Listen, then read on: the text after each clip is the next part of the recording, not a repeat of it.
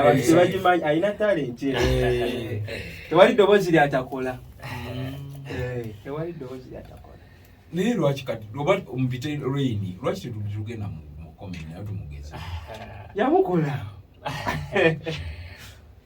Salawo twasalawo kati tuli ku music. Wasalawo kati tuli ku music. Biswanka before nga tunaba kugenda wala nyinyi. Ngenda ko enyimba zo zeno ziwakata. Bweki. Lwasooka. So faze ziri published. Manager adaba mulala. Aye manager mumanyi. Omuyimbi mbadde nkumanyi naye nze katomanyi sekyo. Wadomanyi? Ate nze zobadde omanyi. Nze nedda asinja kulimbadde naye nga omanyi nti era radio ey'amaanyi gwosangawo yenna oba olina omuwa respect kituufu eno radio y'amaanyi kyenda musanvu kasise musanvu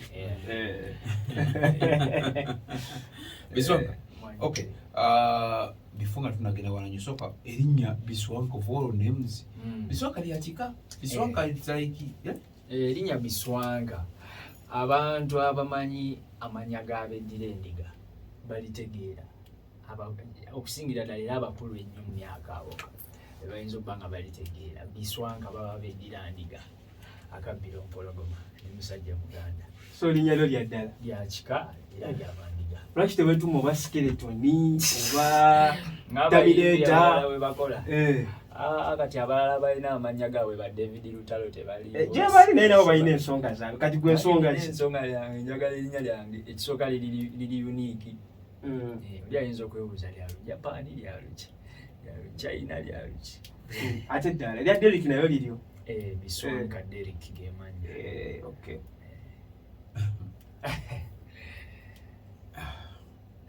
osiza n'ekiko Biswanka oyogera nakiyingi kali esuubula naira kati ne bwolaba nkutunuulidde ennyo ne ŋŋamba nange oyogera n'ekironde ffenna abali wano tuli bandiga sirimanyi siri siri kwegamba lyeriri gano ogundoza gano agaffe bajjajja ge baatuwa ge gano agamanyikiddwa ennyo gatiyingi gabosa galumu ago naye Biswanka era nasooka nembuuza neŋŋamba kandi kati ndowooza pronunciation eyo nange sigikakasa naye ndowooza liri Biswanka tulipronouncinga Biswanka naye mu music alikyusaamu wano just malala ngo Biswanka ndowooza liri Biswanka kale nsanyusa okulaba nange okusinkana kati oba taata wange ssebo akuzaala yaani yerumu oddangayo mwami lumu nange mba kitaawo woono mba kitaawe mba kitaawe omulaba okunjooga kale kati waliwo ekirala kyofunye oba obuzibu bwogenda okusanga kati gwe noboba ogenze mu studio ng'oyimbyeyo kadomo gwereeta leetera taata gwereeta kati ate wano ffe tukola otegedde wano jamaa alunze enkola nange nkyewulira waliwo n'ababedeero akuba teboogera ate situwagala tuboogere awula jasi omuntu waba atuuka eyo maaso n'agamba bannange nebaza omusajja omanyi nze ekigambo thank you kyekinkolera ennyo okusinga obukadde ndowooza manager za tabbu amanyi just thank you omanyi okulaga omuntu nti akoze kisinga okubanga osobola okuba nga gweyagala ate oba omuwe oba okola otya naye ekigambo weebale kikulu nnyo n'ekigambo nsonyiwa mu bulamu ebyo kasita obiyiga oba omaze kubanga ebyo byetutambuliramu neyanziza mukama wange weebale nnyo ssebo weebale nnyo nnyabo nsonyiwa taata nsonyiwa maama biba biwedde obulamu obuba buwedde ani atagenda atambuliramu ebyo ebintu ebyo webitambulira webale nnyo webalire ddala ndi nebi Biswanka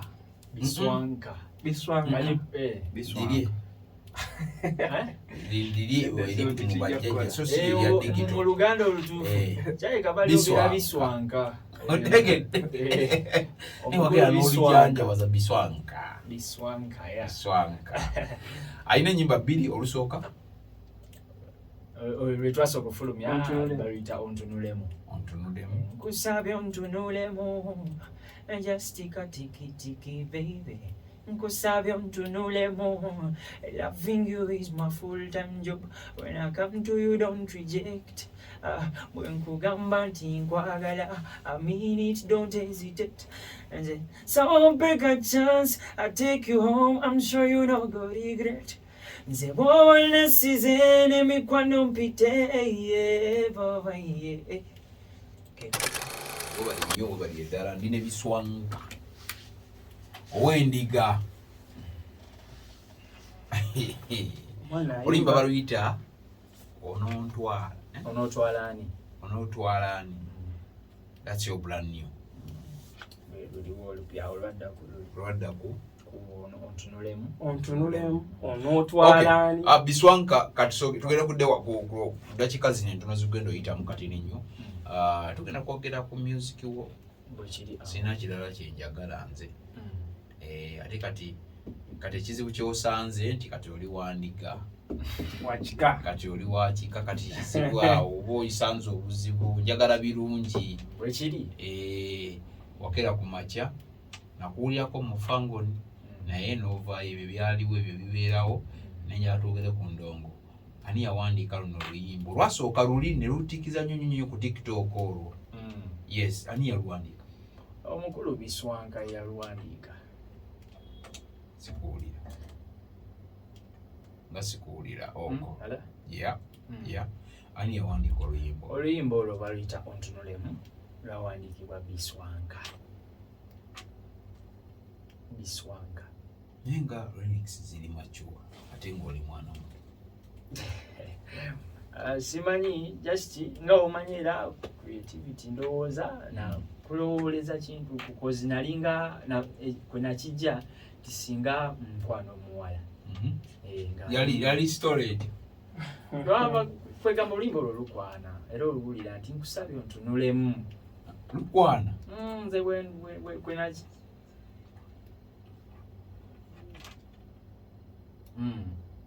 I'm gonna ask for love. Loving you is my full-time job. Don't reject. Mbwe nkugamba nti nkwagala. Saba ompe ka chance. I'm sure you know good regret. Olwo oli mu layini ekwana. Kati wali okwana ani? Ati kati bino okuyimba kuno tuyimbira abantu. Okubamu akafaananyi imagination. N'okola imaginative composition. N'omanya kisinga omuntu akwana omukyala nga tayagala amugaane nkusabye ontunulemu. Mu byonna byekugamba bitwale nga biri serious. Okay, bw'oluvaako awo luluyimba gwewandiise omala owandiika n'ogera ne bakolera production biki ne lufuluma. Olwokubiri olukubye oli bwomu. Ndoza ne video gikoze oli bwomu. Ontunulemu luyina video. Ontunulemu ya omukulu za tabo because wenga nakavaayo eyo fangoni. Nga sinavaayo fully kuvaayo bulungi. Omanyi yajja naye nina gwembeera kati nga wanajja ng'ali caring omuntu ow'ekisa n'omuyitiramu ensonga yo nga bweri kuba oluyimba lwali lwafuluma ku TikTok olutambudde naye nga terulina video kati omuntu n'omuliiramu ensonga ezo nga bwe ziri n'akuwa ku magezi n'agamba kati nze jangu nkukolere vidiyo eyo naye mu process eyo okukola video n'omunyonyolamu ensonga zo nga bwe ziri n'akuwa amagezi n'olaba ng'ate matuufu nga kyolina okukola ng'alina kusalawo kisembayo nzirewe okukitambuza naye tube nga tukola ffena. Kyekyo lwaki olwaleero olina za tabbu. So tekikomye nti ku luyimba kuba yakolera luyimba oba ki wabula yafusa omuntu gw'okola naye. as in management. Nga yajjanga unaalaba omuntu alumirirwa kachali najja nagaa nzize jangu era kukola video yaabwe. Okay, nemutandikira. Yeah. Kirungi nnyo kuba video za tabu sebo ziba za tabu ate ziba za tabu mukisa kwa amaanyi nnyo segisebera wetuma amanya sebo tabu ate era zibeera za tabu omuntu agamba nze ate sebo akolera abasajja abanene zempologoma ogenda ovaayo nga kamyu naye no erinnya lye likanga naye ate era likolera ddala ekyo kyekimuvaamu kirungi. Then tugende ku project eyokubiri era Biswanka yagiwandi ati olwokuluwandiika nduwandiika n'omukulu Penny Boy muwandiisi wa nnyimba Penny Boy omwami ono ali wano nazze naye ne Penny Boy naye kati ku tiimu kwali of course buli omu ku bantu abali caring abanda basegeera yalutandika nange nga bweteeka mulukola babiri okay 97.7 Record FM nina Biswanka ndi ku 757 nafa bali ku www.recordradio.co.ug mwebale nnyo mwebale ddala nawe osobola okuyisaawo bakabo n'obuuza akabuuzo ko wano bw'okabuuza biba biggwanga mpola era mba bimubuuza wano kale kiba kigenda bba kitukolera nnyo Biswanka mubuuzeeko booli awo waliwo ekintu kibatera okubuuza ennyo gwe kyogamba ino ng'ogiyingidde mu ngeri gy'osanzeemu awo ofunyemu amakuli awo sipiidi awo oluyimba lukubye ku TikTok oyiseeyo naye waliwo ebizibu ebirala by'osanze mu ndongo ng'ogyeko ebya za tabu akusanza akuliiriddemu kati agenda kumanaginga okkiriza naawe mukwataganye okusinzira ku terms and conditions zo naye ne mukwatagana waliwo ebizibu ebirala kati ebyo obiyiseemu otyo olwo jjukira obadde olina gy'oli nga bakufiidinga buli kimu not so buli kimu naye ate otuuse ne bitabuka awo wayitawo otya awo before za tabu okyali wakati eri ogwizeeyo neeno ng'oli awo mukwetakuliranga gwe kati awo abantu ab'enjawulo bajjanga nga buli omu akuwulira ensonga ze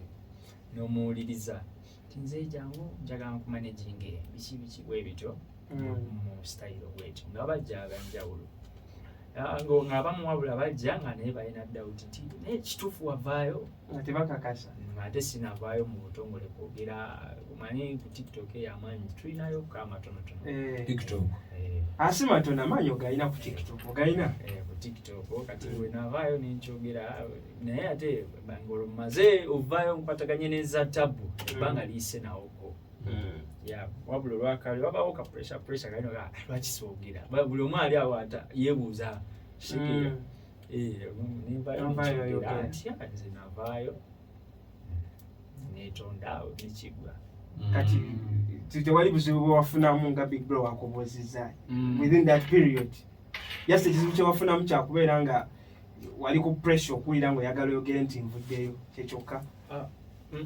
nembeera era nayo teba bulungi nyeera ajjukira wakavaayo gy'obadde yesu okola yadde siyamba ngaakasente wali okakwata sebo wali manager wa dduuka natera okujulisa kubaamu obukosa oba okola naye era si byebyo nga bwe kiba obukosa omuntu aba alina okujulisa nizinamukolera kino eyo tuveeyo naye nga wali era osangamu obuzibu ng'omuntu era bubaamu bagamba waliwo n'omukyala yali ayagala okumanaginga omukyala omukulu kituufu ekyo waliwo omukyala omukulu ow'essente yali ayagala okumanaginga kirabika era si byakirabika kyogamba tomumanyi Biswanka tolimba yajja ng'ayagala kummanyi naye nga ddiiru gyaleeta eyaza tabu esinga tekiba kya ddiiru munaye ebiseera ebisinga omuntu ajja n'akusuubiza ensi n'eggulu nga si bwe kiri ng'oluusi abamu balina ebigendera yabwe olaba ate waliwo ku mabbali wali abamuli ku lusegera abatali batuukirivu nengamba kasuke mbali akawaanyi 97.7 Record FM tusabula hits ode Biswanka Derek. Biswanka Derek, of course gwendi naye tugenda kumuta Biswanka yine myaka soko lineko boba wakwata chambe kikwate kati emyaka 15 maaso tujja kuba wano oba 2 tujukire interview yenu oba wakwata chambe kikole ki kikwate kati ile myaka sikweka ile myaka 10 myaka 10 ejobukulu obejo obuto myaka 10 wewe ile lisoli omukuyoloza kute chambe wala byadelanga jejo yeyongedde kono koyo kati ugola chiwekuza aka 18 agaka jejo kwa nawe 17 abantu akayananga nnyo ne mukadde yaze yakuzala 2 nimugamba ndi wa 2 nayachi maitwakayananga nga ye mama yagamba munakuzala 2 obanga atangamba lwakubanga osabuusaamu awo mama ndi wa 2 ayo maji TikTok nayo njirabe duka alai roi ni chima kasajja kano nyambo kachime Naka talented bizo nakazina roi omusoyi kale Biswanka bakuzala wapozi jebanzala oliwe nakaseke kadi jebanzala sinza kugamba talented bali nakaseke abantu bali talented naye abantu bali multi talented bonna bava nakaseke kati abali talented we butumanyi bava Masaka si kibade kiddako abali multi talented tegedde abali multi talented bali bava nakaseke buzaale bwaffe buli musingo boda obadde kisingire kwataganya wali nakaseke ngoma yebyo saija afu okulaba nti bwati bweyesaba ku edikenzo kanso namugamba kanso omu bakojjabe bali nakaseke era naye nakyogera nagamba nakaseke kale liba muzaala yino bukojja ogambibwa singo mo kati muno otukote Kampala okutandika okuyimba Kampala okay tuve ku kyokutuukayo tugende ku kyokutandika okuyimba kubanga wandibadde ogenda bwa makanika tebwali emirimu gyali mingi gwasaza okugenda mu ndongo lwaki endongo ndowooza wabaawo omwoyo guli okuba gukusikana kuba obeera nawe muli weewulira nti naye ddala nkisobola kuba tubeerangayo eyo owulira ababasire bunoga naye nange nsobola oyimba onoogegenya ennyimba zaabwe olwaniro wagegenya nyimba nyingi zinnagegenyanga kuva ddaba muze radio ng'akyaliwo kati ate nenzijanzijate ku TikTok kati waliwo tubale okusinga TikTok gye yasinga ennyo okubeera nga ogamba naawe ngaekintu kikujjamu kikuyimbe okuyimba naye nabyagala dda mu covid awo nga tuli mu lockdown kati bagenda ne bakuba ennyimba awo eza covid kati nange nga ngamba tugenda kukola oluyimba olwa covid tukube hit naye ate netutalukola twabiwandiika awo netubikomyawo netutarecordinga era gyebiri eyo mukyali wange erigani twali tukola naye eyo ebiggwera awo wawandiikako n'obireka byakomaawo nga tubipracticinga namukaawo kati nga twakapera oluyimba lwa covid kati twalinga tulukoze naye era nga tulina kwetukoppa makopa ku 0-3 kati eyo yonna twajjayo ayirya kati nga tukoppa bagundi bano balina akayimba kaabwe bano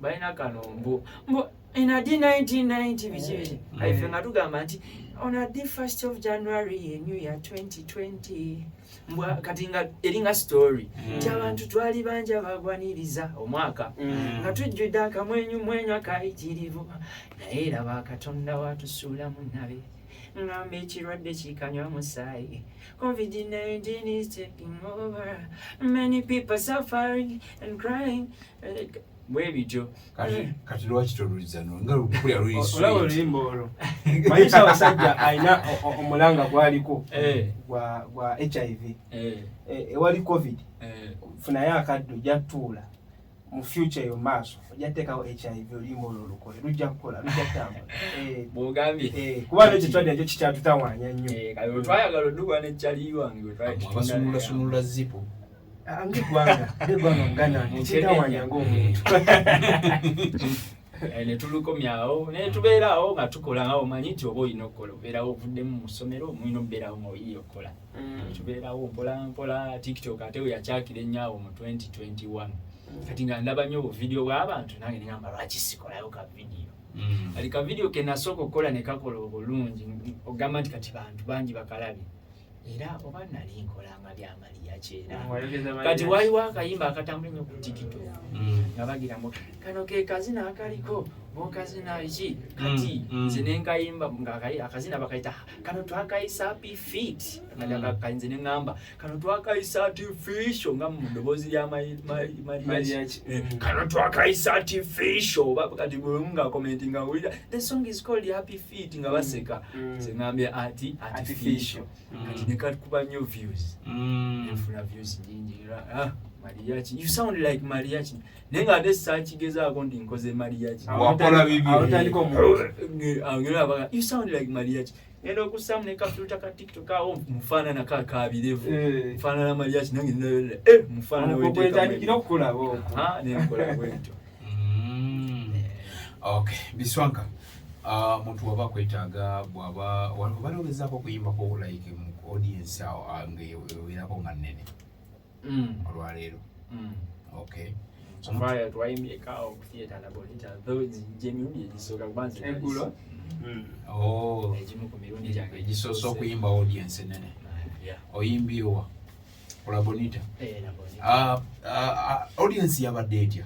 Audience engeri gye bakuwelkaminze oluyimba nga eri balumanyi though kati nganze omuntu nga omanyi first experience ziba nzibuzibu zemba nina okweterezaamu wawulidde otya okubanga audience eno of course ofuna excitement ng'olinye ku stage n'owulira enduulu abantu nga tekikubangako nga balumanyi baluyimba